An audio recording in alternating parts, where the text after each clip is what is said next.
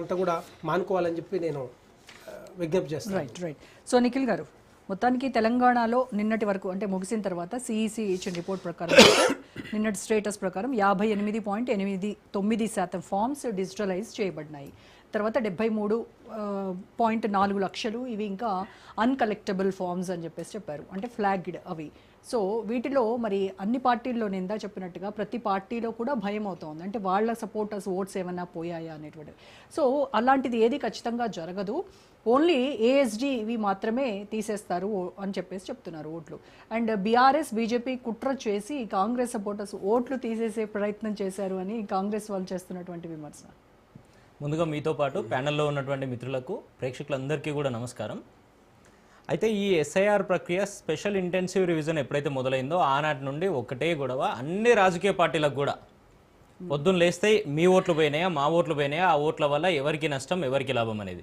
దానికన్నా ముందు అసలు 75 సంవత్సరాల భారత ప్రజాస్వామ్యంలో ఇప్పటికీ కూడా డబల్ ఓట్లు ఉంటాయి, ఇప్పటికీ కూడా చనిపోయిన వాళ్ళ ఓట్లు ఉంటాయి, ఇప్పటికీ కూడా రిగ్గింగులు జరుగుతూ ఉంటాయి. నిన్నగాక మొన్న జూబ్లీహిల్స్లో జరిగిన ఉప ఎన్నికల్లో కూడా దాదాపుగా 22 వేల ఓట్లు అసలు వాళ్ళ పేరు ఉండదు, ఊరు ఉండదు, ఒక్కొక్కలకు 48 ఓట్లు, ఒకటే పేరు ఉంటుంది, ఒకటే ఫోటో ఉంటుంది, 48 ఓట్లు ఉంటాయి వాళ్ళకి. ఇంత గొప్పగా భారత ప్రజాస్వామ్యాన్ని అదేవిధంగా ఎలక్షన్ కమిషన్ ఇంత గొప్పగా నడుపుతూ ఉంది. సరే, ఇప్పటికీ కూడా నిన్న జరిగిన దాంతో చూస్తూ ఉంటే మీరు ఇందాక ఒక మాట అన్నారు, ఇంత పెద్ద ప్రక్రియ, ఇంత పెద్ద రివల్యూషనరీ కైండ్ ఆఫ్ ఇది తీసుకురావాలనుకుంటున్నప్పుడు ఇంత వేగంగా మీరు ఎందుకు చేస్తూ ఉన్నారు? పూర్తి సమయంలో టైం ఇవ్వండి, అందరికీ పూర్తి సమయంలో ఆ బిఎల్ఓలను ట్రైన్ చేయండి. దాంతోపాటుగా మాలాంటి పార్టీలన్నీ కూడా, అన్ని రిజిస్టర్డ్ పార్టీలు ఈరోజు అన్ని కాకపోయినా కొన్నైనా కనీసం టాప్ 1, 2, 3, 4లో ఉన్న వాళ్ళైనా వాళ్ళ బూత్ ఏజెంట్లు ఎవరైతే ఉన్నారో వాళ్ళందరినీ కూడా బిఎల్ఓలకు అటాచ్ చేసినాము, చాలా కీలకంగా మానిటర్ చేస్తూ ఉన్నాము. ఇంత జరుగుతూ ఉంటే కూడా దాని మీద అత్యంత వేగంగా మీరు ఎందుకు చేయాలనుకుంటా ఉన్నారు అనే దానికి ఈ రోజు దాకా సమాధానం లేదు. నిన్నగాక మొన్న వెస్ట్ బెంగాల్ ఎలక్షన్లో దాదాపుగా 93 లక్షల ఓట్లు తీసేస్తే అక్కడ ఉన్నటువంటి లక్షలాది మంది సుప్రీంకోర్టు తలుపు తట్టినా కూడా మేము ఇప్పుడు ఏమీ చేయలేము, జరిగిందేదో జరిగిపోయింది, మళ్ళీ వచ్చే ఎన్నికల వరకు చూద్దాము అన్నారు.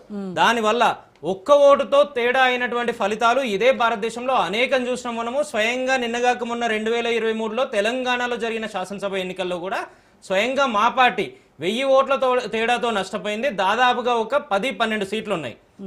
ఇటువంటి పరిస్థితులు వచ్చినప్పుడు మీరు ఎంత జాగ్రత్తగా ఓటర్ ఎన్యూమరేషన్ చేయాలి? అది పక్కకు పోతా ఉంది.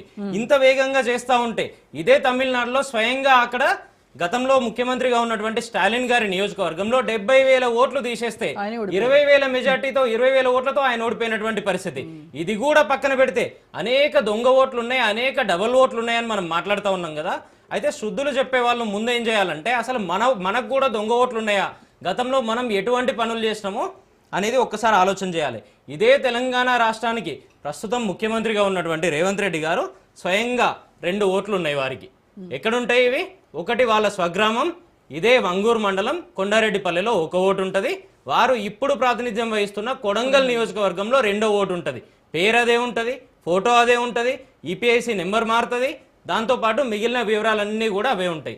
2 ఓట్లు స్వయంగా ముఖ్యమంత్రి గారికే ఉన్న తర్వాత ఈరోజు రాష్ట్రంలో మిగతా వారికి ఉండడంలో మిగతా వాళ్ళు క్వశ్చన్ చేస్తూ ఉంటారు కదా, డెఫినెట్గా దానికి సమాధానం చెప్పే పరిస్థితి కాంగ్రెస్ పార్టీ దగ్గర ఎక్కడ ఉంది? ఎస్, నిజంగా ఈరోజు ఈసీ విస్తృతమైన స్థాయిలో ప్రజల్లోకి పోయి పెద్ద ఎత్తున ప్రచారం చేయాల్సిన అవసరం ఉండే, చేయాల్సినంత స్థాయిలో చేయలేదు అనేది స్పష్టంగా కనబడుతూ ఉంది. ఫెయిల్యూర్స్ ఎక్కడెక్కడ జరిగినాయి రెట్రాస్పెక్ట్ చేసుకోవాలి. రేపు పొద్దున మళ్ళీ ఎక్స్టెన్షన్లు ఇవ్వడం కన్నా చేసేదేదో చాలా ప్రాపర్గా చేయాల్సిన అవసరం ఉంటుంది కదా. స్వయంగా ఇంత చదువుకున్నటువంటి మనలాంటి వాళ్ళకే ఆ ఎన్యూమరేషన్ ఫామ్ నింపాలంటే దాదాపుగా 2-2.5 గంటల సమయం పడుతుంది. ఒక అనామకులు, ఒక చదువు లేని వాళ్ళు, గ్రామాల్లో ఉండే వాళ్ళు, కూలి పనులకు పోయే వాళ్ళు, వ్యవసాయం చేసే రైతులు, ఇటువంటి వాళ్ళు నింపే పరిస్థితి ఉందా? పోనీ ఒక బిఎల్ఓ పోయి ఆ 2-2.5 గంటలు సమయం వెచ్చించి దాన్ని పూర్తి స్థాయిలో నింపి వాళ్ళకు ఉన్న అనుమానాలన్నీ క్లియర్ చేసే పరిస్థితి నిజంగా గ్రౌండ్లో ఉందా అన్నది భారతీయ జనతా పార్టీ కానీ, మా బీఆర్ఎస్ కానీ, రాష్ట్రంలో అధికారంలో ఉన్న కాంగ్రెస్ కానీ ఒక్కరన్నా చెప్పగలుగుతారా? దీంతో పాటు ఇప్పుడు మీ చర్చకు రావడానికి ముందు కూడా మన తెలంగాణలో అత్యంత కీలకంగా ఉన్న ఒక జర్నలిస్ట్కి ఫోన్ చేసిన నేను, ఏం జరిగిందండి, నిజంగా కూడా ఇంప్లిమెంట్ అవుతా ఉందా, మరి మేము మాత్రమే చెప్తా ఉన్నామా అని. ఆ జర్నలిస్టు ఇదే హైదరాబాద్ నగరంలో నివాసం ఉంటే దిల్సుఖ్నగర్ ప్రాంతంలో వాళ్ళ ఇంటికి ఈ రోజు వరకు కూడా ఎన్యూమరేషన్ ఫామ్ పోలేదు. ఇంత ప్రచారం జరుగుతూ ఉంది అని ఒకవైపు ఈసీ చెప్తా ఉంది, కానీ అటువంటి పేరు ఉన్నటువంటి ఒక జర్నలిస్టు మీలాంటోళ్ళు నాలాంటోళ్ళు పేరు చెప్తే ప్రతి ఒక్కరు గుర్తుపడతారు. అటువంటి జర్నలిస్టుల నివాసానికే పోయినటువంటి పరిస్థితి లేదు, అనేక మంది బ్యూరోక్రాట్ల దగ్గరికి పోయినటువంటి పరిస్థితి లేదు, సామాన్యుల గురించి కనీసం ఆలోచన చేసే పరిస్థితే లేదు. ఈరోజు 73 లక్షల ఓట్లు అంటే 22% అండి. ఈరోజు 22% ఓట్లకు సంబంధించి క్లియరెన్స్ ఎందుకు లేకుండా పోయింది? రేపు పొద్దున మళ్ళీ డ్రాఫ్ట్ ఇస్తారు మీరు, దాని మీద మళ్ళీ మనము అప్లై చేసుకోవాలంటారు. ఎంతమంది నిజంగా ఒక గవర్నమెంట్ ఆఫీస్కి పోయి అప్లై చేసుకునే అవకాశం ఉంటుంది? ఓటు కావాలని ప్రతి ఒక్కరు కోరుకుంటా ఉంటారు కదా. పేదలైనా కూడా, పెద్దలైనా, ధనవంతులైనా కూడా, వేల కోట్ల అధిపతులైనా కూడా అందరికీ ఓటు అనేది కామన్ కదా. మీకు 100 రూపాయలకు ఓటు, నాకు 1000 రూపాయలకు, 1,00,000 రూపాయలకు ఓటు అనే తారతమ్యం ఉండదు కదా. అయినప్పటికీ ఇంత నెగ్లిజెన్స్ ఎందుకు జరుగుతూ ఉంది? ఈరోజు మేము ఒక బాధ్యతాయుతమైన పార్టీగా ప్రతి నియోజకవర్గంలో, తెలంగాణలో ఉన్నటువంటి 119 నియోజకవర్గంలో ఎక్కడికక్కడ సభలు పెట్టినాం. స్వయంగా మా వర్కింగ్ ప్రెసిడెంట్ కేటీఆర్ గారు ఒక 60-65 నియోజకవర్గాలకు స్వయంగా హాజరైనరు. ఆ మొత్తం నియోజకవర్గంలో ఉన్నటువంటి ప్రతి బూత్ ఏజెంట్ను పిలిచినాం. అక్కడికి పూర్తి స్థాయిలో స్క్రీన్లు పెట్టి మనం ఏ రకంగా చేయాలి, నిజంగా కూడా బిఎల్ఓలు ఎక్కడైనా ఫెయిల్ అయ్యి ఆ ఫామ్స్ నింపలేని పరిస్థితి ఉంటే మనం ఏ రకంగా చేయాలనేది కూడా పూర్తి స్థాయిలో అవగాహన కల్పించే పని చేసినాం. నాకు తెలిసినంత వరకు మేము చేసినంత స్థాయిలో అటువైపు కాంగ్రెస్ నుండి కానీ, ఇటువైపు భారతీయ జనతా పార్టీ నుండి కానీ అంత పెద్ద ఎత్తున చేసిన పరిస్థితులు అయితే ఎక్కడ కనబడలేదు. అంతో ఇంతో చేసిండ్రేమో మా ఓట్లు సేఫ్ అనే పరిస్థితి కూడా లేదండి. ఇప్పటికి కూడా 73 లక్షల ఓట్లు తీసేసిండ్రు కదా. ఆ 73 లక్షల్లో మాకు కావాల్సిన ఎన్ని ఉన్నాయి అన్నది కూడా క్లారిటీ లేదు ఈ రోజు వరకు. దాంట్లో డిజిటలైజ్ ఎన్ని చేసిండ్రు అనేది క్లారిటీ లేదు. ఇంత పెద్ద ఎత్తున చర్చ జరుగుతూ ఉంటే దీన్ని ఇక్కడికి ఎందుకు కన్ఫైన్ చేసిండ్రు? రేపు పొద్దున మళ్ళీ ఆఫీస్కి పోవాలనో, మీ సేవకు పోవాలనో, అక్కడ లైన్ కట్టాలనో, అసలు వాళ్ళకి ఎవరు చెప్పాలి మీ ఓటు పోయిందని?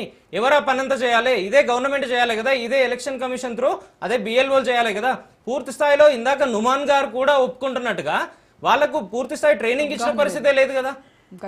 ఈ పూర్తి స్థాయి ఈ మొత్తం ఎన్రోల్మెంట్ సిస్టమ్ మీద మళ్ళొక్కసారి చర్చ చేసి నిజంగా ఈసీ ఏం చేయొచ్చు, అక్కడ ఉన్నటువంటి అడ్మినిస్ట్రేషన్ ద్వారా, కలెక్టర్ల ద్వారా, మన మండల స్థాయిలో ఎంఆర్ఓల ద్వారా పూర్తి స్థాయిలో దీనికి సంబంధించిన చర్చ చేసి ఒక్క ఓటు కూడా నిజంగా ఎవరైతే ఉన్నారో ఓటర్లు బతికున్న వాళ్ళు కానీ, డబల్ ఓట్లు లేని వాళ్ళు కానీ, గ్రామాల్లో చదువుకోని వాళ్ళు కానీ, రైతులు కానీ, వీళ్ళ ఓటు ఒక్కటి కూడా పోకుండా కాపాడాల్సిన బాధ్యత మనందరి మీద ఉంది. ఫేజ్ 1, 2లో కూడా ఇలాగా లక్షల ఓట్లు పోయినాయి కదా. అప్పుడు కూడా సిఈసి అంటే సెంట్రల్ ఎలక్షన్ కమిషన్ ఏం చెప్పింది అని అంటే ఒక్క కంప్లైంట్ కూడా రాలేదు, మా ఓటు పోయింది అని చెప్పి ఎవరు రాలేదు కదా. మరి ఎలా క్లెయిమ్ చేస్తారు? ఇవన్నీ కూడా అనర్హమైనటువంటి ఓట్లను మాత్రమే తీసేసాము పక్కా ప్రూఫ్స్తో అని చెప్తున్నారు కదా. వాళ్ళ ఓటు పోయిందని వాళ్ళకి తెలవాలి కదా మీ దగ్గరకు వచ్చి అప్లికేషన్ పెట్టడానికి.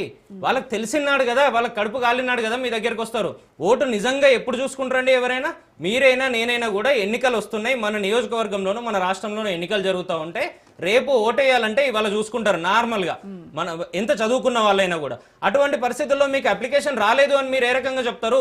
మీరు కదా ఎన్యూమరేషన్ చేయాల్సింది, మీరు కదా బాధ్యత తీసుకోవాల్సింది, మీరు కదా మొత్తం సిస్టమ్ని సెటరేట్ చేయాల్సింది, మీరు కదా అవగాహన కల్పించాల్సింది.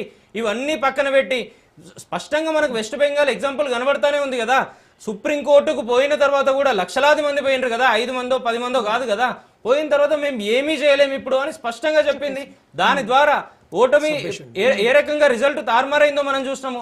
ఇందాక మిత్రులు వెంకటరెడ్డి గారు ఇంకో మాట కూడా అన్నారు, ఏంటంటే సమగ్ర కుటుంబ సర్వేను గతంలో కేసీఆర్ గారు ప్రభుత్వం చేసింది, దాని వివరాలు పబ్లిక్ డొమైన్ లో లేవు అని. మిత్రులు మళ్ళొక్కసారి వెరిఫై చేసుకోవాలి. పూర్తి స్థాయిలో పబ్లిక్ డొమైన్ లో ఆనాడే పెట్టినాం మేము. అయితే ఏకకాలంలో ఏకపక్షంగా మేము పెట్టకపోయినా కూడా Day 1 అసెంబ్లీలో డిస్కస్ చేసి దాని తర్వాత పబ్లిక్ డొమైన్ లో ఈ రోజు కూడా ఉన్నాయి, మీరు ఆన్లైన్ లో చెక్ చేసుకోవచ్చు. ఒకటి బేసిక్ ఇప్పుడు ఏమంటున్నారంటే